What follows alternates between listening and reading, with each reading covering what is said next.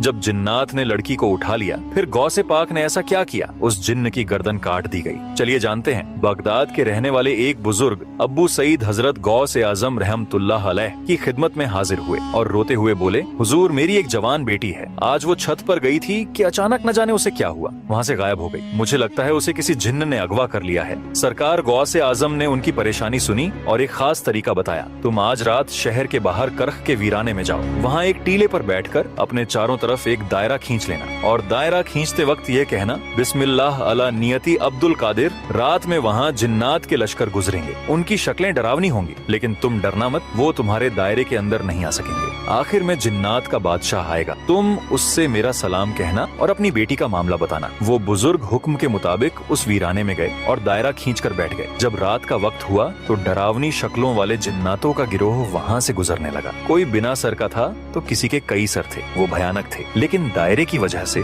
कोई भी उस बुजुर्ग के पास नहीं आ सका। फिर कुछ देर बाद जिन्नात का बादशाह, जिसका नाम मीरस बताया जाता है, अपनी भारी लश्कर के साथ आया। बादशाह ने दायरे के बाहर रुककर उस बुजुर्ग से पूछा, ए इंसान तू कौन है? बुजुर्ग, मैं गौसे आजम का भेजा हुआ हूँ। गौसे पाक का नाम सुनते ही बादशाह ने सर झुका लिया और अदब से बुजुर्ग के सामने बैठ गया। उसके साथ पूरा लश्कर भी अदब से खड़ा हो गया और बोला, सरकार का क्या हुक्म है? बुजुर्ग बोले, मेरी बेटी को किसी जिन्न ने छत से अगवा कर लिया है। सरकार ने फरमाया है कि मेरी बेटी मुझे वापस दिला दी जाए। जिन्नात के बादशाह ने तुरंत अपने लश्कर में ऐलान करवाया, किसने इस शख्स की बेटी को उठाया है। थोड़ी ही देर में एक जिन्न को पकड़कर लाया गया। वो एक चीनी जिन्न था और उसके पास ही वो लड़की थी। बादशाह को बहुत गुस्सा आया। उसने उस जिन्न से पूछा, तुझे पता नहीं कि यह बगदाद है और यहाँ गौसे आजम की हुकूमत चलती है, तूने यह जुर्रत कैसे की?